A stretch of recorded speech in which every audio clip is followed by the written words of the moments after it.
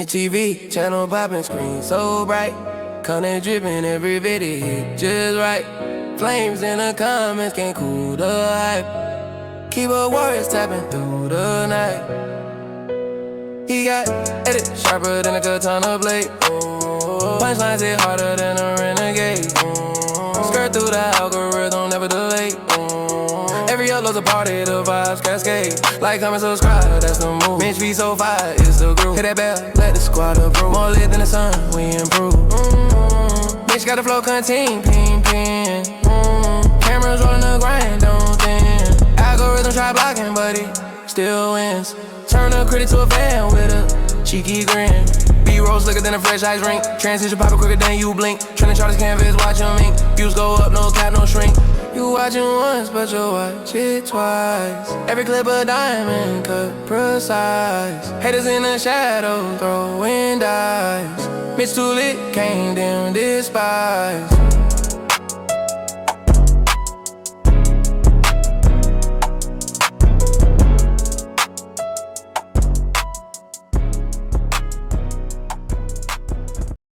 All right. This your boy Mitch TV coming to you straight off the hip. Chronicles episode number 25. Yeah, 25. And I'm just going to say thank you for everybody that's subscribing to the channel. We're almost at 1,500 subscribers. I just need 10 more people to subscribe to the channel. We can hit 1,500. The next goal is to hit 2,000 subscribers. I want to thank everybody. Although we're in episode number 25, this is that Reggie Bush type of episode, that number 25, that Mark Price episode. Ooh, that's an old name, Mark Price. That's Steve Kerr. I can shoot from long range like Steve Kerr. That's that type of episode. So, the first things first, we're going to talk about some Shadeur Sanders. Throw your wrists in the air. And then we're going to talk about some of this gender war crap and all the relationship wars and all of that. I'm going to give you a disclaimer about me talking about relationships. I am not a relationship guru, expert, anything. All I do is talk about relationships from a logical standpoint and from a experience standpoint. I never could call myself a guru or a know-it-all in relationships. That's my disclaimer. But all right, first things first, Shadeur Sanders. That man was on fire. I think it was like 11 for 26, 200 plus yards and throwing, 1 TD, 1 interception. Shadeur played a complete game. And Myles Garrett was a demon on that other side in the defensive line. Well, I think the Browns had 10 sacks altogether, and I think Myles Garrett had about 4 or 5 sacks that game. But the highlight was Shadeur Sanders. Shadeur. Throw that wrist in the air. Show that wrist. If you got that rollie, throw that rollie in the air. But all right. Shadeur Sanders. I'm just gonna get straight to it. That man played a good, complete game. He played a complete game in the quarterback position. He showed the world that he can ball. You know, I'm just going to say this. Kevin Stefanski, he needed to be fired because he should have started Shadeur in the beginning of the season. But this whole time, you didn't want Shadeur. You wanted midget-ass Dylan Gabriel, who is 5'10", and can't even see over the O-line. That's why he can't even throw a deep ball, because he can't see over the O-line. And all Dylan Gabriel is nickel and dime you to death, but it don't get nowhere. It don't get nowhere. Shadeur showed a lot of promise in that arm strength, throwing that deep ball, how he did in the end of that first half, where he rolled out to his right and threw that deep ball, boy. And then he threw that bucket throw. That's what they call it, a bucket throw. If you ever watch a quarterback on the internet do challenges, I remember Aaron Rodgers went viral. He threw a ball into a bucket from 50 yards out. Like, it was like where they put a bucket by the end zone. Aaron Rodgers threw the ball in the air, and the air dropped straight into the bucket. Go look it up on YouTube. I think it's like a bucket or a trash can. But that's the type of throw Shadeur can make. Only only maybe 10 quarterbacks in the NFL currently can do that type of throw. Most of the quarterbacks can't do that type of throw. Only 10 of them can. And Shadeur is one of them. And some people, they're hating on Shadeur saying, well, Shadeur only threw a bubble screen pass that made it a touchdown. That's really not a real touchdown pass. That's how folks be hating. Look, if you throw the ball to a receiver or a player who is receiving the ball and he runs in for a touchdown, that is called a receiving touchdown. Simple as that. And there's a lot of people hating Shadeur still. Talking about, it's just the Raiders. They were terrible anyway. Guess what? If Shadeur would have lost against the Raiders, then y'all have been tearing his ass up today. Saying, I told you he wasn't that good. I told you. So he did way better than I expected. Because to me, I thought Shadeur was going to throw for maybe about 100-some yards, 2 picks, and the Browns might lose the game. But it will show flashes. No, Shadeur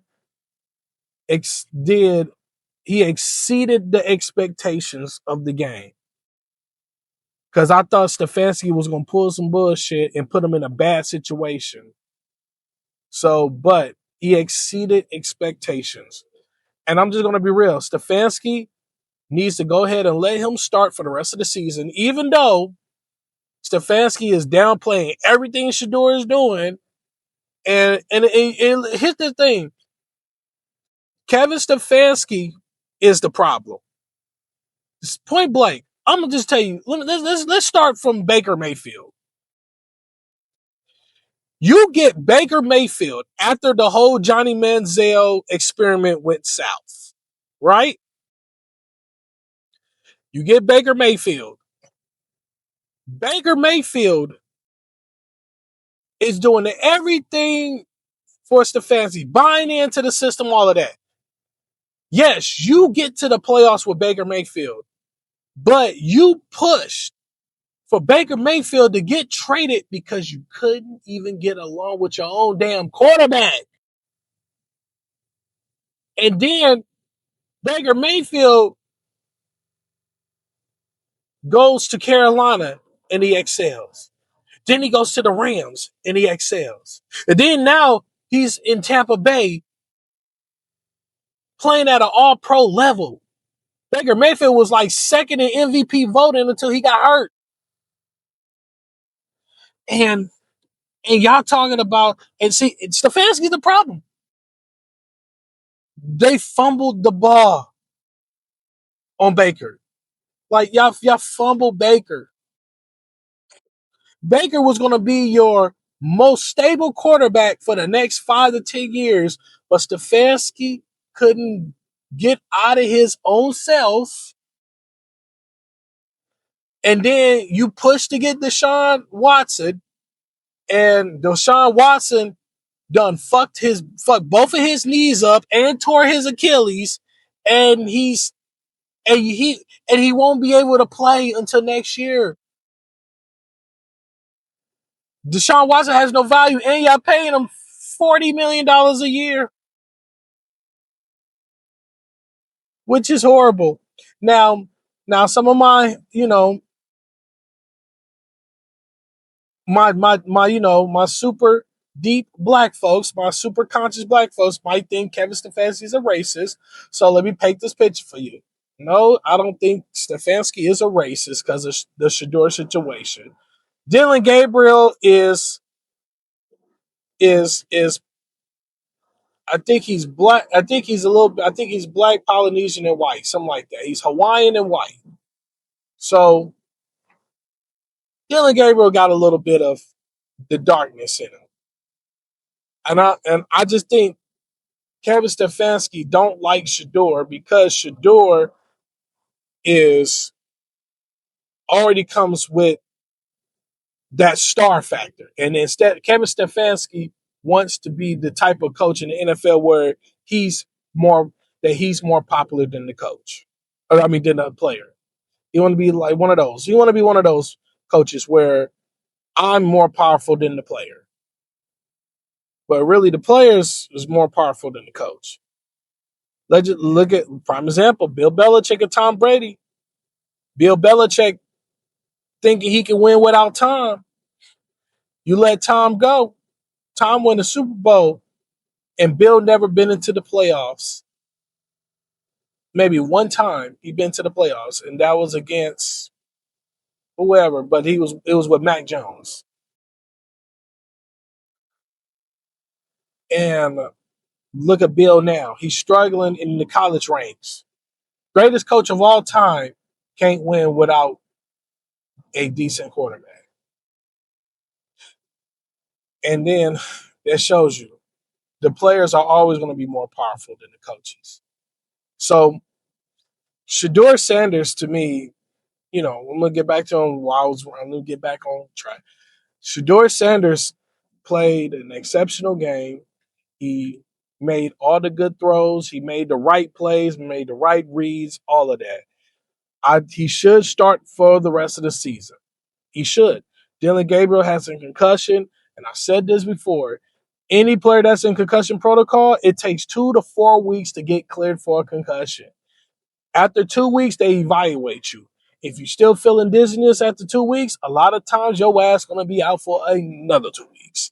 So Dylan Gabriel might as well go ahead and sit his ass down for another 2 weeks. And I think Stefanski need to show that, hey, I need to see what I got. And here's what Andrew Berry, the GM, need to do. Andrew Berry, this is your opportunity. If you're so gun-ho on get Dylan Gabriel being the starter, play Shadeur for the rest of the season, and then on around draft night come next year, put him up on the trade block, and then trade Shadeur for a third-round pick to any team that's willing to take him. Because this year's draft, maybe only one or two quarterbacks is going in the first round. There's not a lot of good quarterbacks in this year's draft. There's maybe about 2 of them.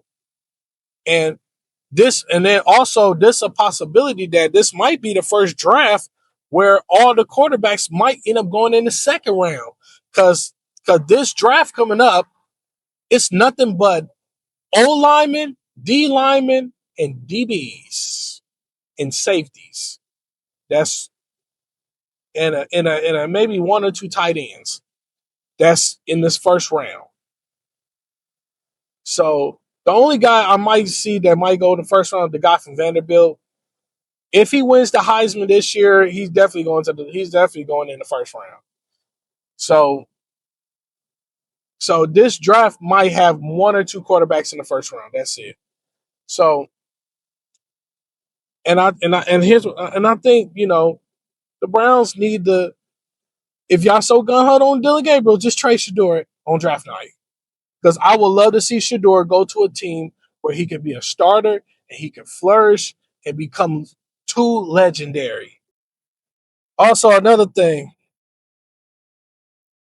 this last couple years, it's been this crazy internet gender war between men versus women, where the men is definitely starting to talk and voice their opinion on relationships and all of that.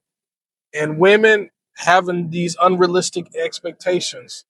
Now, I'm not here to disrespect whoever, but I'm just gonna just say this: how I feel and what I know.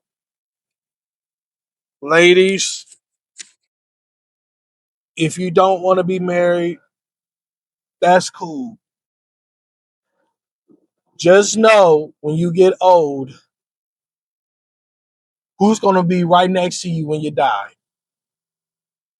Men, think about that too. If you don't want to be married, that's cool. Just know when you on on that last breath, who's going to be next to you when you die? If you're going to, don't die alone. That's all I got to say. You know, even the Bible said man should not be alone. And then, and you could take that literally and metaphorically. Literally means man should not be alone, and metaphorically means man and woman should not be alone. So you don't want to be lonely, all of that. Look, ladies, look, stop looking for unrealistic expectations. It's impossible to get a man that is over 6 feet tall, that got a 6 to 8 inch digging stick, that makes six figures a year, that is mentally healed, spiritually healed, that is super perfect. You'll never will meet a man like that. It's impossible. Every man has some type of defect, some type of flaw, and you have to learn how to deal with it. That's the harsh truth, ladies. Fellas, I understand you want a chick that's with a flat stomach and a fat ass, a nice rack, and have pretty skin, nice teeth, nice feet. They got her own job, that's ambitious, and that's submissive. Not every woman gonna meet that unrealistic expectation. We got to stop with the unrealistic expectations. Because I'm just saying, it's the gender wars is retarded. Now I do listen to certain people in that relationship space. I do believe in uh, uh, that everybody should have somebody, but I also believe in men. By me being a man, I believe that men should be a little more stronger in their approach. Like, prime example, men, if you're broke and you have no money, don't try to date. Don't. If you're not working a consistent job, do not date. Don't believe the bullshit that people say that money don't cost a thing. Yes, relationships cost money. It costs money to put gas in the car. It costs money to pick that person up. It costs money to take them out to eat. It costs money to go to the movies. It costs money to go to the mall, get that little outfit to get ready for that day. It costs money for parking. If you're going somewhere downtown, it costs money. Relationships cost money. Fellas, don't listen to the BS. Don't listen to that myth that say love don't cost a thing. Yes, love is free, but building a relationship costs. Because when you get married, if you marry that person, guess what? It costs more money in a marriage. Because now you got bills in the play. Now you got to realize you got to live a true adult life, raising kids and making sure the household is together financially. So, fellas, stop with that. I'm gonna give a prime example. When I was younger, I was broke. I had no money, and I remember I tried to go on dates with women, and I had no money, no car, and I kept was wondering why I'm always having issues. Yeah, because I had no money and no car.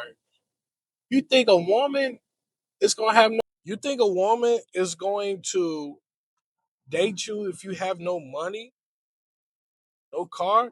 You don't have to be rich. I'm telling you what a lot of women told me. You don't have to be rich. You just have to be stable financially. Stability don't mean six figures. Stability means, do you have running car? Do you have a place to stay that is not your mama's, your sister, or your auntie's place? Your own place. Do you have furniture in your crib? Are you living a stable life? Do you have a stable job? Women look for stability in a man. And men, we look for the same thing in a woman too. We look for stability in a woman also. Do she have her own place? Do she have her own car? Do she take care of herself financially? Do she know?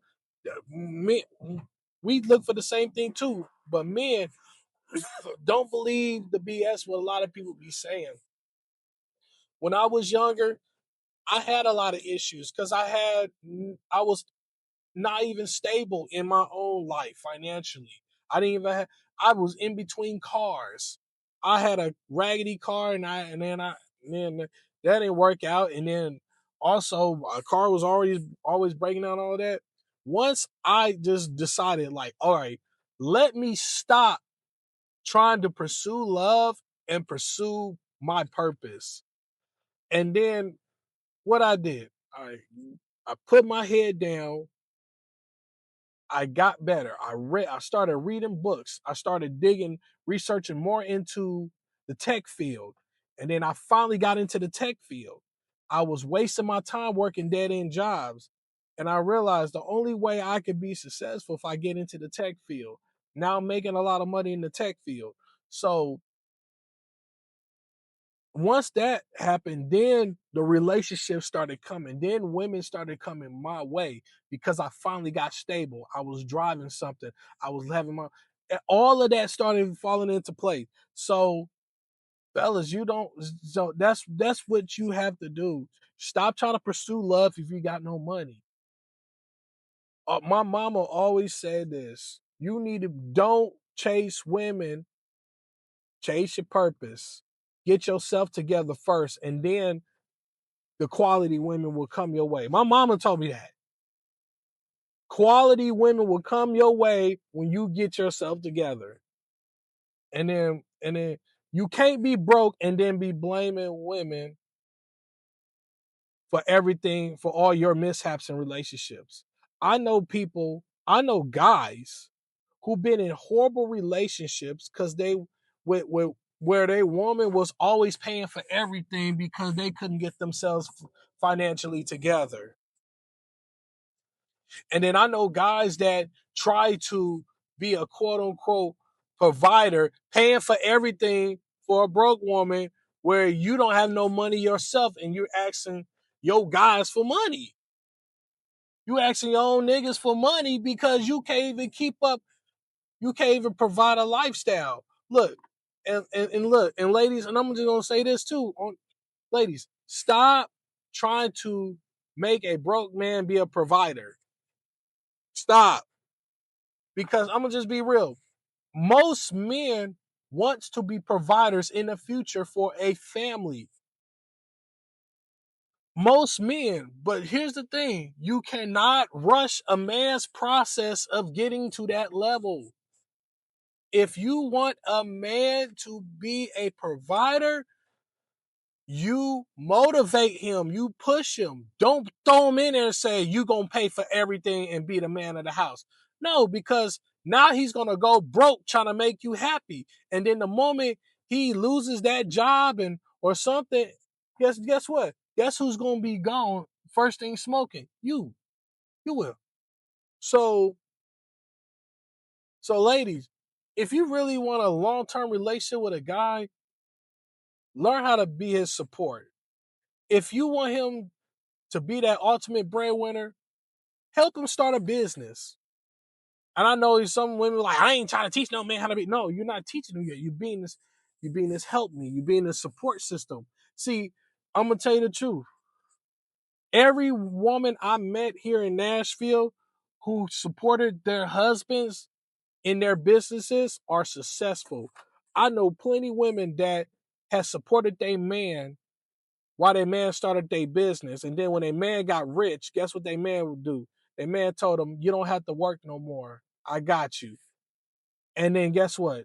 They leave their job. And now the husband take care. And guess what the husband do? They retire their wife and have their wife become a manager in their company. and now the wife is rich, and now she start off. It takes time to become a breadwinner, ladies. You can't rush no man to be a breadwinner, and ladies, you can't always want everything already made, because I'm gonna tell you, if you get a man that's already made, guess what? He ain't gonna see no value in you, because he gonna look at you as a liability. A man sees value in a woman when a woman start from the bottom with him. So if you catch a man, ladies, that is already successful, he's gonna see you as a liability.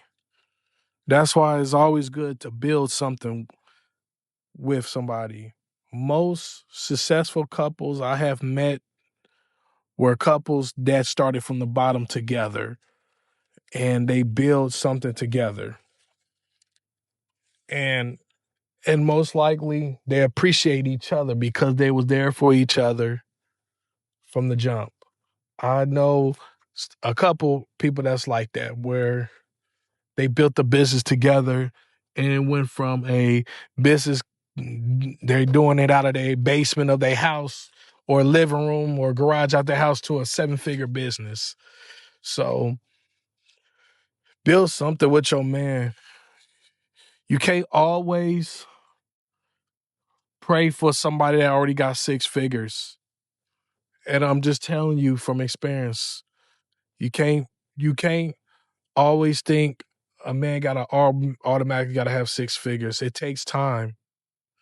And like this, I keep saying this, only 10% of men in America make 6 figures. 10% of men in America. That's maybe 10 out of 100 guys. So if you bring 100 guys in one room, 10 of those guys make over 6 figures. And then if you try to get even deeper into the standards of 6 feet, only 15% of men in America are over 6 feet. Think about this. 15% of men in America are over 6 feet. Like me, I'm currently 6'1". So I'm grateful to God for letting me be 6'1". But I'm not going to down the guys that's under 6 feet.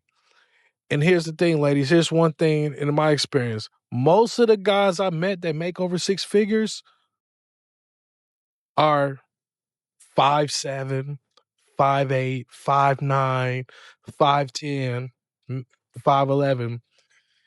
Maybe a couple guys I met that was over 6 feet were either athletes or former athletes. Like, I know one guy that used to play in the NFL. He played in the NFL for a few years. I'm not going to say his name. He was a family friend of ours, and he was like 6'4", and he was a D lineman, and he played for a couple teams. He played for the Titans. He played for the Houston Texans. He played in the CFL, in the Canadian League. He played in the Arena League. So this guy was 6'4". He has money, but he was already married and been with his wife for years.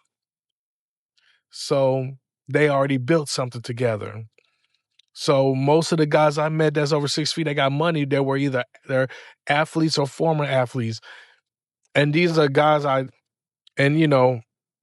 met just, through other people, meeting, like accidentally meeting somebody and all of that. So, and then if you want a man with a digging stick, a 6-inch digging stick, look, them numbers are small too. I think I saw maybe about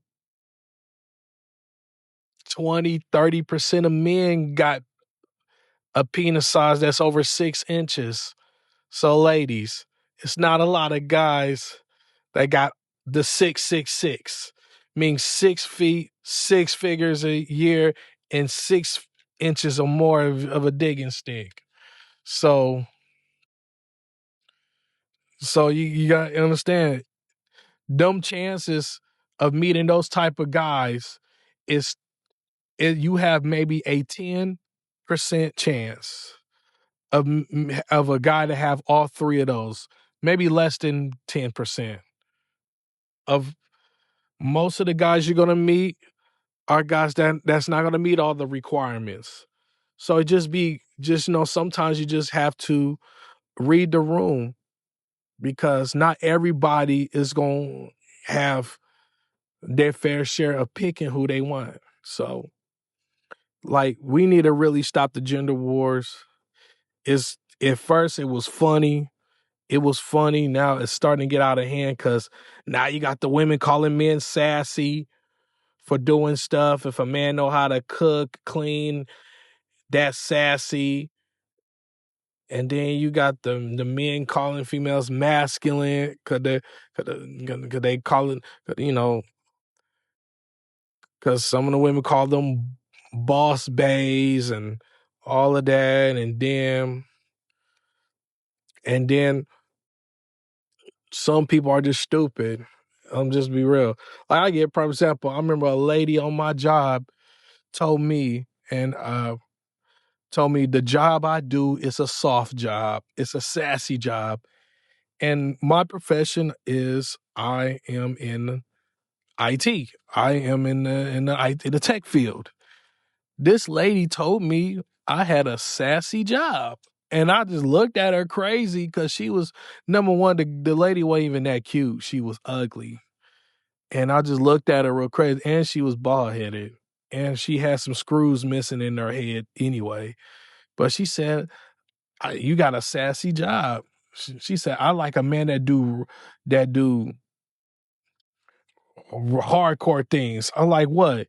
She said, I want a man that do construction or electrician and all of that. I said, IT guys make the same amount of money. Now, mind you this, I was just helping this lady out with her computer, and she said this craziness. And I just looked at her like, what?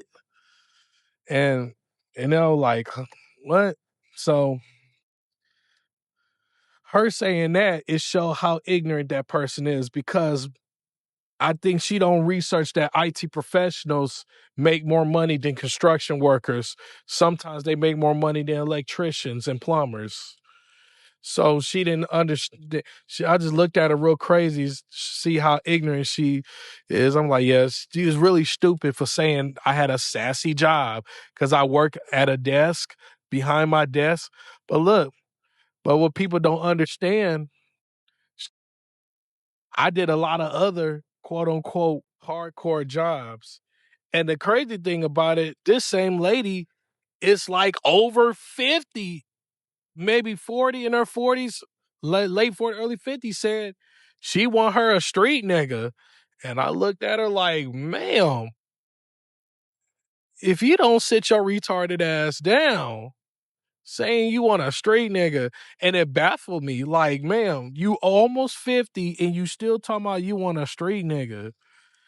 And then I'm looking like, why she say that? And then lets me know, like, she don't got a lot of screws in her head, and she's missing a lot of them. She missing a whole deck of cards, saying that she still want a street nigga. Look, most men I know in their 40s and 50s, they ain't trying to be in the streets. They trying to boss up, get better jobs, get into a career. They try to make themselves a better citizen. You don't see a lot of 40 and 50-year-old niggas in the streets. Even though some people might say, oh, Whack 100 and Big U, and they in the street. Yeah, because they stupid. Look what happened. Whack 100, he even said it so many times. He's not in the streets no more. He lives in the suburbs. He talked to people in the streets, but he's not in the streets. And Big U, he's stupid. He's in his 50s, he's in the streets, but look what happened to Big U. He got hit with a bunch of RICOs. And this is his second RICO he's facing. His first RICO he got 20 years ago, and he served like about 10, 15 years in jail. And now he got out of jail, enjoying his freedom. Now he's hit with a second RICO. And then there's the possibility he's going to get hit with that Nipsey Hussle case, even though the case is done, but there's other things that he might be involved in that case also. And one thing about street niggas, they have a short lifespan. Prime example, if you start getting in the streets around 14, 15 years old, you have maybe 5 to maybe 10 years of life left. Because once a nigga slide on your block and knock the Mario coins out your brain, it's a wrap for you. Or don't let them boys hop out that car with that blue on and throw you in the back of that car and you going up the road stamping license plates. It's a short shelf life for street niggas. That's why the ones who survive in the streets, those are the ones you'll hear stories about where they got out the streets, they went to school, becoming a plumber, electrician, starting their own business, getting into real estate, all of that. And the ones that survive realize the streets wasn't for them the whole time. They were just getting into it because they want to impress some hoes and get some money. And that's the main reason why a lot of niggas get in the streets. They want to impress hoes and get some money. Now, I remember a nigga said this on a podcast, and I think it was that Big Fig podcast that I forgot the name. It was the 2 dudes from Cali. They used to be on Adam 22. Now they got their own podcast. But one nigga was saying he got in the streets because he wanted hoes. And I was like, what? I was like, yeah, he tweaking. Talking about he wants some hoes. That's why he got in the streets, because he saw the hoes loving the street niggas. So he hopped off the porch just to get some hoes. And let's be real, some of these niggas are dumb. You'll crash out over some temporary coochie where you mess around, you crash out, you go to jail, you die, and guess what? The moment you get put in that grave, or the moment you get put in that cage, that chick already done found another nigga. Or when she know you too deep in the streets, guess what? Most of them females I know, and guess what? When I was single, some of the females that mess with street niggas, they just tell me they started planning, scouting for a new nigga. When they know you about to go to jail, or they know you about to get your Mario coins knocked out of your brain, oh, they planning their exit with another nigga.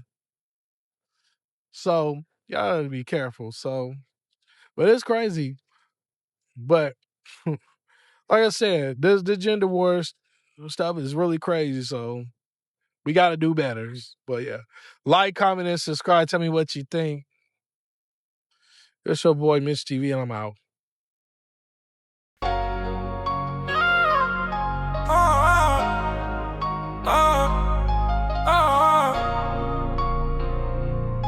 That's all about Mitch T on you, feeling how it channel lit. More people need to like, comment, and subscribe.